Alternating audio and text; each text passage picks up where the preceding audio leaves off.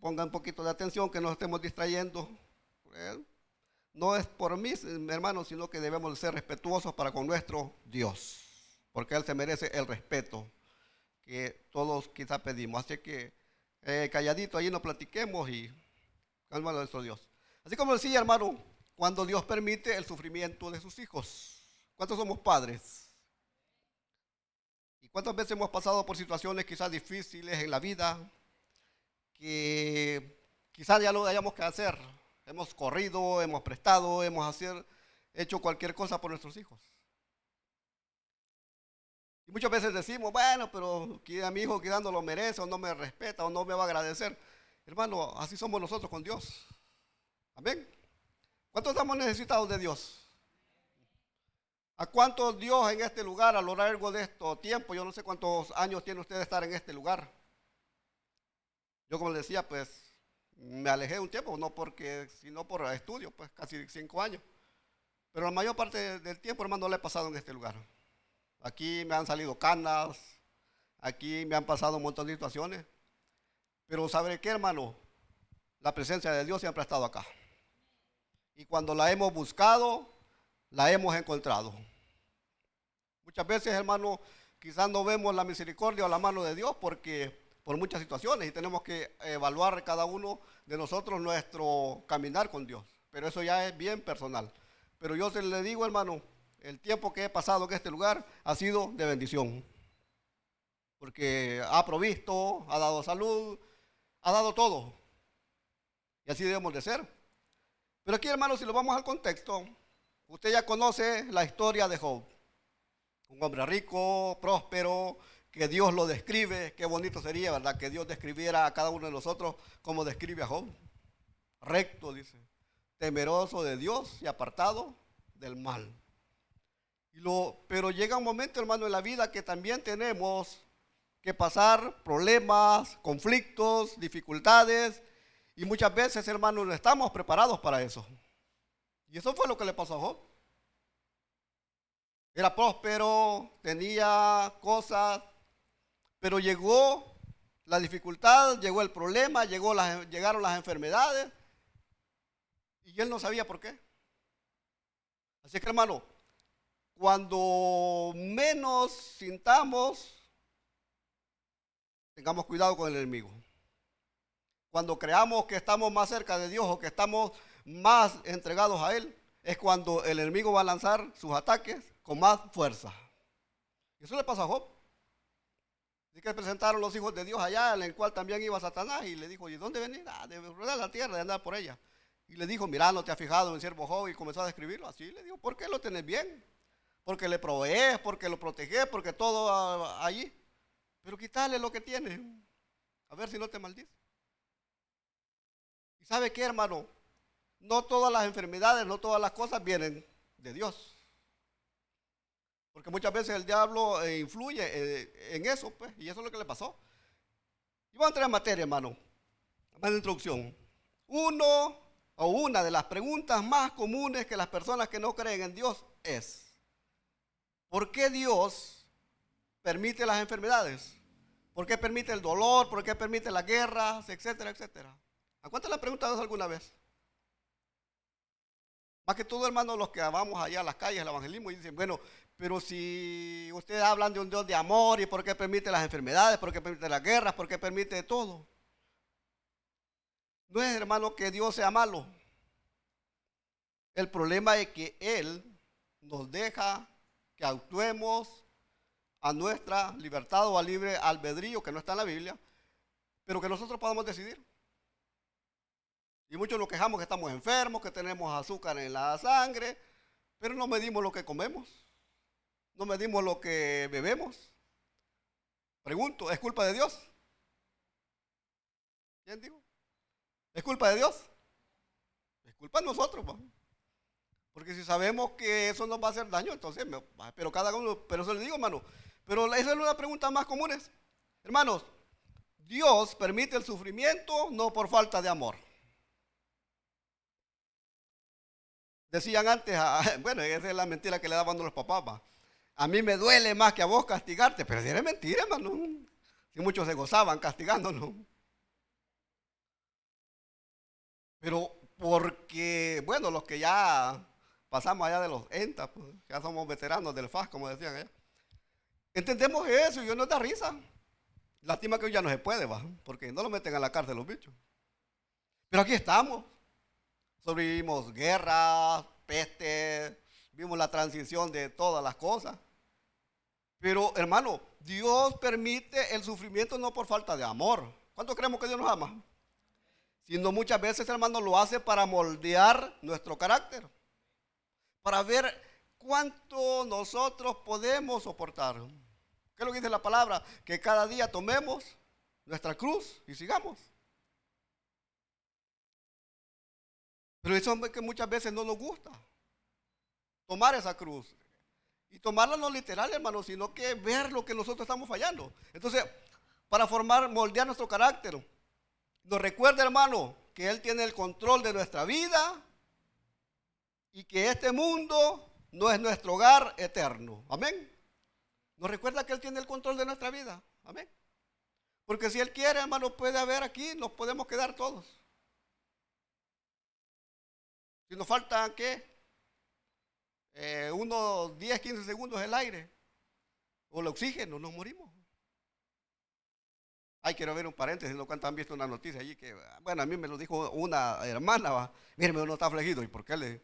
No, que porque el 12 de hoy de agosto, ¿en qué va a ser?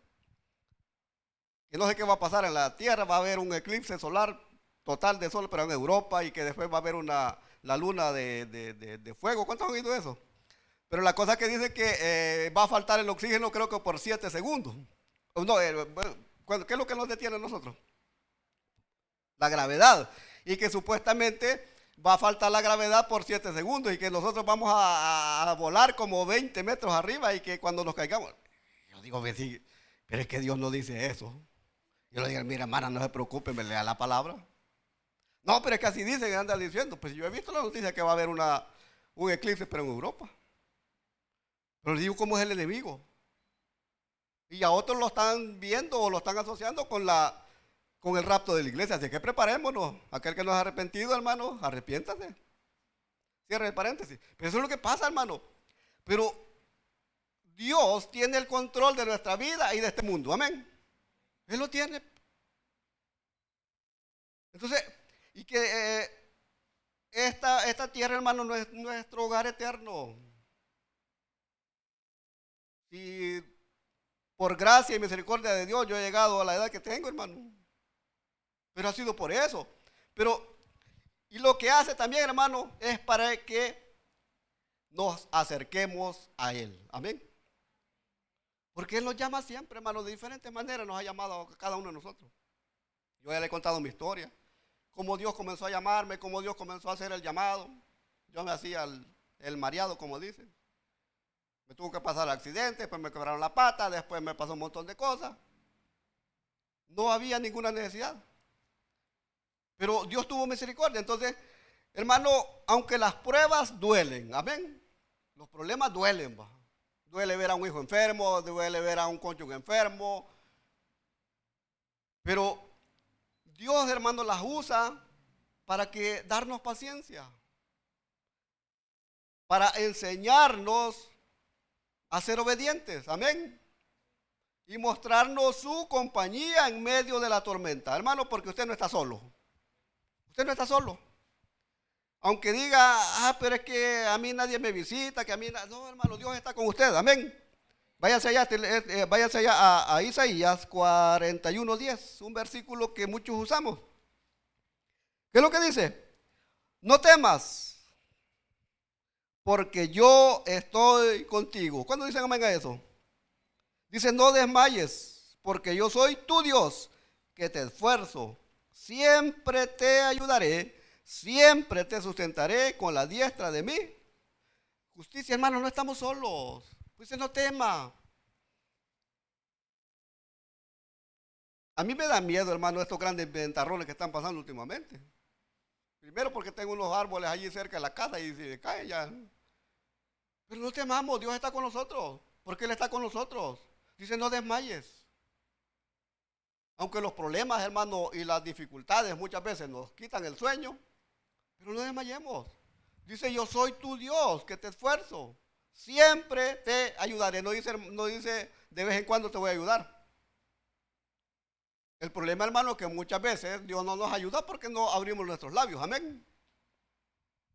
Muchas veces aguantamos hambre porque no abrimos nuestra boca. Porque yo creo, hermano, que si yo voy a la casa de cualquier hermano, me ofrecen comida. ¿O no? Pero muchas veces vamos a la casa y no hay las tripas allí y nos dicen, ¿quiere comer? No, ya comí. Pues es por orgullo y muchas veces porque no queremos. Pero Dios así es, hermano. Dios nos sustenta. Dice que va a siempre estar ahí con nosotros. Entonces, no tema, hermano. No tema los problemas, no tema los acontecimientos. Decía el pastor que el mundo está convulsionado. Hay rumores de guerra.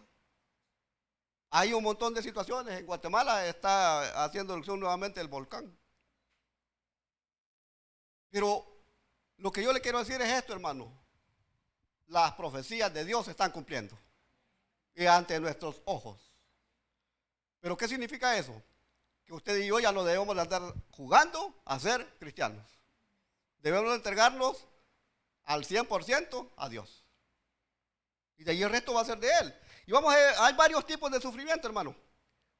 El sufrimiento físico, el dolor, las enfermedades, las lesiones que muchas veces llegan al cuerpo. Eso es el sufrimiento físico. También el sufrimiento emocional. El duelo por la pérdida de un ser querido, la ansiedad, la depresión, el estrés, todos esos son emocionales. También está el sufrimiento espiritual y es la pérdida de fe y la desconexión de Dios. Y ese, hermano, es uno de los problemas más comunes que están pasando hoy día. Que la gran mayoría nos desconectamos de Dios. Amén. Por ahí estaba viendo un chiste que dice el pastor, ya pues voy a mencionar otro nombre porque menciona una hermana que ya la conozco. Y la hermana Gertrudis dice, y la hermana Gertrudis allá en el Tagadá. Y allá anda dando vueltas y todo lo demás. Y muchas veces sí somos. Nos desconectamos de Dios. Y ese es un problema. Todos nos afligimos, va, cuando el celular está ya a 15 de carga, va, que nos afligimos y buscamos el cargador y lo vemos a cargar ahí todo lo demás. Porque no conectamos nuestro corazón y nuestro sentido espiritual hacia Dios. Pero eso es cada uno, va. Por eso le digo, va, también está, hermano, el sufrimiento financiero, la pobreza, la pérdida de un empleo, un negocio fracasado, todo eso son problemas. Y por eso muchas veces son las personas. Pero como les decía allí, hermano, no desmaye, Dios está con usted. Por mucho que nosotros nos afanemos, por mucho que nos aflijamos, no vamos a hacer nada. Amén. Si Dios tiene el control. Vamos a entrar en materia, hermano, porque ya me dio hambre. Número 1, ¿cuáles son los propósitos del sufrimiento? Que nuestra fe crezca. ¿A cuántos? Y ese es uno de los problemas que también muchas veces tenemos como cristianos. Que creemos, porque somos hijos de Dios, no nos van a llegar las pruebas. ¿Cuántos han creído alguna vez? Pero es todo lo contrario. Es cuando más problemas tenemos. Amén. Así es que, como dice un pastor, pues, hermanos, hermanas y suegras, veamos en qué le estamos fallando a Dios. De dónde nos hemos desconectado. Entonces, el propósito es para que nuestra fe crezca. Pero muchas veces hacemos lo contrario. Nuestra fe se debilita y nos vamos. También, hermano, el sufrimiento prueba nuestra confianza en Dios. ¿Cuánto confiamos en Dios? También eso lo prueba. También, hermano, produce paciencia y moldea nuestro carácter, como lo dije al principio. Romanos 8:28. ¿Qué es lo que dice? Y sabemos, creo que dice, va, que los que aman a Dios, hermano, ¿cuántas? El problema es que muchas veces no hacemos de nosotros la palabra de Dios, pues. Queremos ayudarle a Dios. ¿Cuántos han oído aquel dicho que dice a Dios rogando y con el mazo dando? Porque muchos queremos ayudarle a Dios. Pero dice, y sabemos. ¿Cuántos sabíamos eso? ¿Cuántos aman a Dios? Que dice, y sabemos que los que aman a Dios, todas las cosas les ayudan a bien. Ese problema, esa enfermedad, esa carta de despido, ese problema de divorcio, ese problema judicial, muchas veces ayudan para bien. Dice, esto es a lo que conforme a su propósito son llamados. Todos somos llamados con propósitos, amén. No para llenar iglesia. Entonces, también, hermano, el propósito son que dependamos de Dios. Nos quita la falsa autosuficiencia. Porque hay personas que dicen, no, yo no necesito de Dios. Yo así estoy bien. Tengo mi negocio, tengo mi empresa, soy profesional. Así como dice aquella señora de allá del Congo. Tengo 60 títulos. Pues no le sirven para nada. Pero esos son los que se sienten autosuficientes. Que dicen, no, yo necesito de Dios. Entonces, hermano, todo eso nos quita la falta de autosuficiencia y nos lleva a buscar a Dios. Pero muchos en el problema, en la dificultad, no buscamos a Dios. Buscamos otra solución. Que nos recomienden a alguien, que nos lleven a X lugar. Y allá, cuando ya no podemos, nos acordamos de Dios. Y ese es un gran problema. Vamos a ver, hermanos, personajes bíblicos que descubrieron el propósito de Dios en medio de los problemas, de las tormentas, del sufrimiento. Porque si usted ha leído la palabra de Dios, hermano, todas las personas que Dios utilizó para diferentes tareas sufrieron persecución y un montón de situaciones. A Jeremías le decían el profeta llorón porque lloraba cuando veía que Dios le daba el mensaje y el pueblo no entendía. Le dio a Isaías, a todos los profetas. Entonces, número 1, José el soñador. Ya hemos leído esa historia, ¿va? Otro, David, el pastor de ovejas. Y también Job, el hombre recto, temeroso de Dios y apartado del mal. Vamos a verlo a cada uno de ellos. Primero vamos a ver a José. Váyase allá a Génesis capítulo 41, los primeros libros.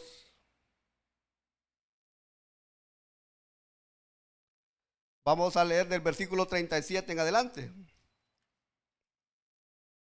Y usted conoce la historia. Pasó por grandes dificultades. Los hermanos lo odiaban. Trataron de matarlo. Lo metieron en una cisterna. Lo vendieron a unos mercaderes ismaelitas que iban pasando. Esto lo vendieron como esclavo a Potifar. Todos los problemas que pasó. ¿Pero por qué?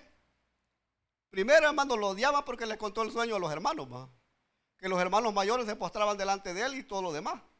Y dijeron, este está loco, matémoslo. Pero, hermano, los propósitos de Dios son bien diferentes. Dice ahí la palabra de Dios. 41, 37 al 44. Dice, si usted se fija allí, dice José, gobernador de Egipto. Y dice, el asunto pareció bien a Faraón y a sus siervos. Y quiero ir al contexto, hermano. Aquí está hablando acerca de cuando José interpretó los sueños de Faraón. De las vacas gordas y las vacas flacas. Las espigas gordas y las espigas así todas menudas, que dice la palabra. Y José le interpretó el sueño. Pero, pero ¿qué pasó antes de interpretar el sueño? José estaba preso. Por no hacerle caso a la señora de Potifar. Pasó aproximadamente 12 años preso, por gusto. Pero cuando, y si usted se fija, hermano, ha leído, también metieron preso al copero y al panadero de Faraón. Y allí tuvieron ellos sus sueños también, y José se los interpretó. Y cuando le dijo, cuando salgan, acuérdense de mí, pero se olvidaron, así como muchos de nosotros nos olvidamos. Porque yo creo que nadie quiere volver a la cárcel, hermano. Pero cuando el faraón tuvo los sueños, dice que llamó a los hechiceros y todo lo demás y no pudieron interpretar el sueño. Entonces se acordó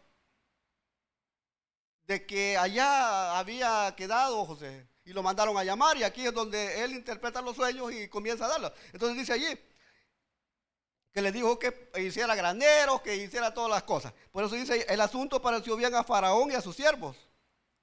Y dijo Faraón a sus siervos, ¿acaso hallaremos otro hombre como este en quien esté el Espíritu de Dios? Mira, hermano. Y dijo Faraón a José, pues que Dios te ha hecho saber todo esto, no hay entendido ni sabio como tú. Tú estarás sobre mi casa y por tu palabra se gobernará todo mi pueblo. Solamente en el trono seré yo mayor que tú. Dijo además Faraón a José, he aquí, yo te he puesto sobre toda la tierra de Egipto. Entonces Faraón quitó su anillo de su mano y lo puso en mano de José y lo hizo vestir de ropa de lino finísima y puso un collar de oro en su cuello y lo hizo subir en su segundo carro y pregonaron delante de él, doblad la rodilla, y lo puso sobre toda la tierra de Egipto. Y dijo Faraón a José, yo soy Faraón y sin ti ninguno alzará su mano ni su pie en toda la tierra de Egipto. Por eso dice el 44, dijo, yo soy Faraón y sin ti ninguno alzará su mano ni pie sobre la tierra de Egipto. ¿Qué pasó allí, hermano? Después del problema, después de los sufrimientos, de estar preso, de ser vendido, de ser odiado por sus hermanos, Dios lo exaltó. A pesar de que pasó 13 años en problemas. Entonces, fue odiado, como le decía, hermano, y vendido por su hermano. Fue esclavo, estuvo preso, pero después de 13 años de sufrimiento, llegó a ser gobernador de Egipto. ¿Qué le parece? Pero él al principio no entendía el problema, no entendía la dificultad. Pero como Dios tiene sus propósitos, hermano, y como dice la palabra, que los pensamientos de nosotros no son los pensamientos de Dios. Amén. ¿Cuántos alguna vez en su vida, pero los que ya estamos mayores, pensaron estar sentados en unas sillas cómodas como esta? Yo creo que algunos quizás no. Porque a mí eso, cuando estaba joven, y hace poco, decía yo, pero yo voy a ir a una iglesia, pues sí, pues si yo tengo juventud, algo esto, lo demás. Pero como no es lo que dice el hombre, sino que es lo que dice Dios.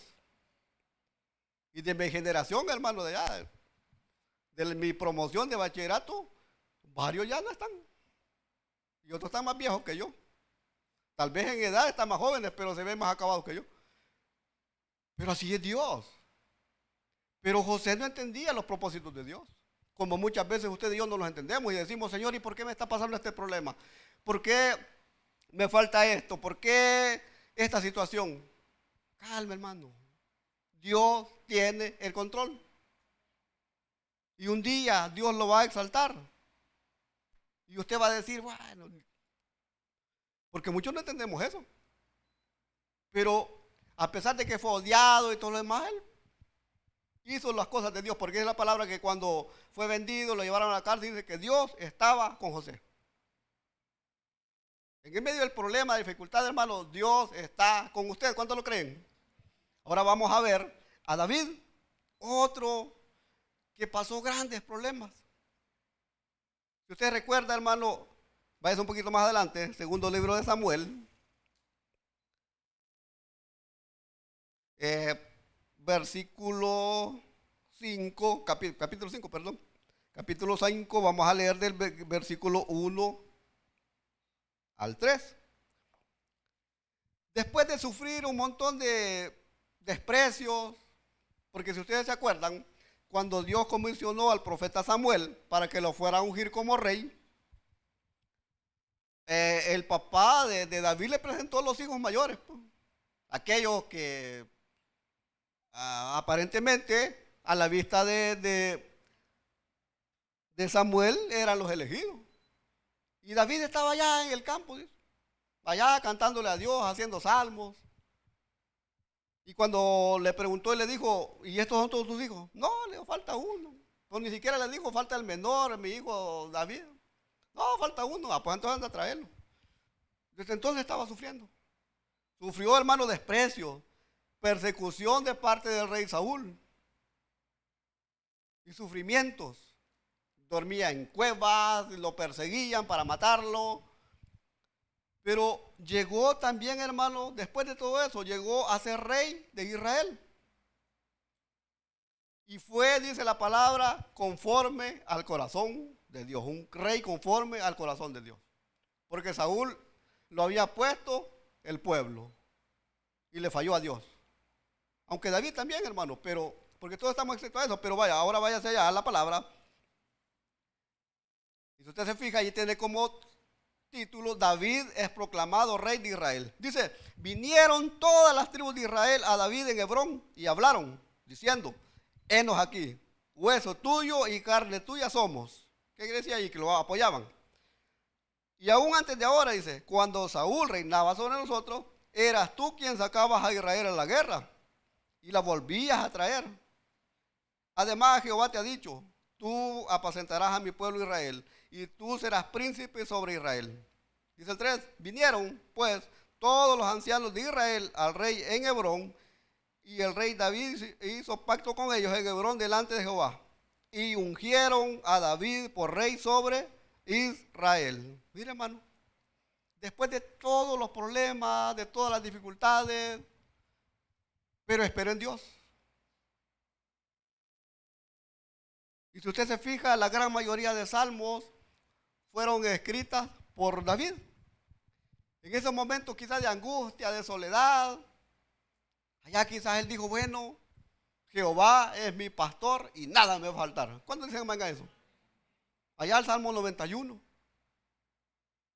Salmos preciosos que quizás David allá en la soledad, en la noche, a la luz de las estrellas, pero se comunicaba con Dios. Y por eso, hermano, Dios lo ungió como rey. Entonces, no perdamos, hermano, de vista de que Dios tiene el control de nuestra vida. Y que por muy negro que usted vea el panorama, Dios está con usted. Dios está con usted. Y vamos a ver también, hermano, a Job, donde comenzamos. Después de haber perdido todo, hermano, lo describe como el hombre más rico de Oriente. Y Dios lo describe como era con él. Pero cuando llegó allá el enemigo a ponerle el dedo, Dios le dio permiso para que lo hiciera sufrir y le quitaron, en un día perdió todo, hermano. Perdió ganado, perdió casa y sobre todo perdió a sus hijos. Y qué doloroso ha de ser eso, hermano. Y no fue solo uno, sino que fueron 10 fueron, ¿va? 7 hijos y 3 hijas, creo. 7 velas, 7 en tierra, hermano. ¿Cree usted que no es doloroso todo eso? Pero ¿qué es lo que dijo Job? Jehová dio, Jehová quitó. Sea por siempre Dios bendito. ¿Cuándo podemos decir eso? ¿Por qué reclamamos, Señor? ¿Y por qué se me arruinó el carro? ¿Por qué aquí que allá? Pero Job fue así. Después de haber perdido todo, hermano, y sufrir duras enfermedades. Porque cuando perdió todo, no dice que no maldijo ni una palabra, salió nada en contra de Dios.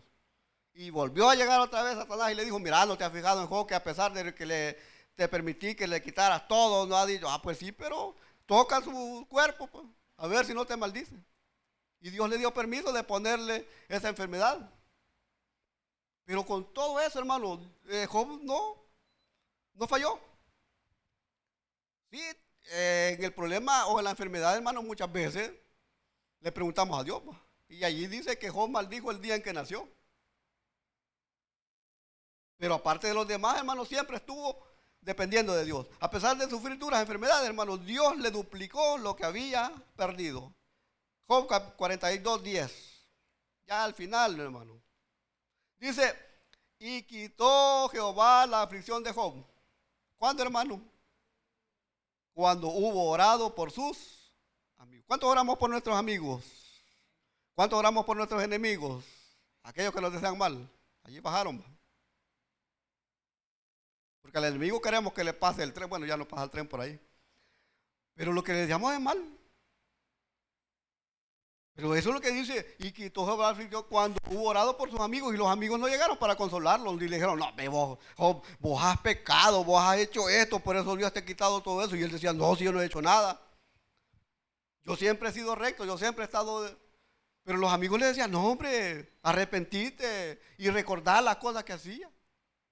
Y muchas veces el enemigo así llega, hermano. Pero él decía, no. Y dice, y quitó Jehová la aflicción de Job cuando él hubo orado por sus amigos. Y mira, hermano, y aumentó. ¿Cuánto, hermano, le devolvió lo que tenía o cómo? Y dice que aumentó al doble las cosas que habían sido de Job. Mira, hermano. Pero tuvo que sufrir, tuvo que pasar el problema. Tuvo que estar en el hospital. Tuvo que acercarse y humillarse delante de Dios, a pesar de que no había hecho nada. Lo que muchas veces no queremos pasar nosotros.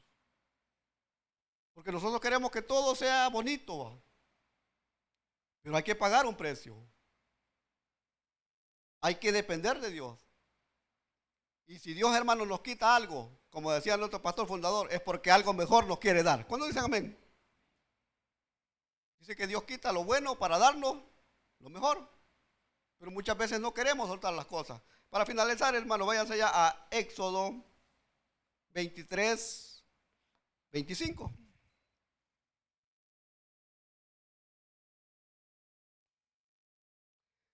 Dice, mas a Jehová vuestro Dios serviréis. ¿Cuánto quieren servirle a Dios?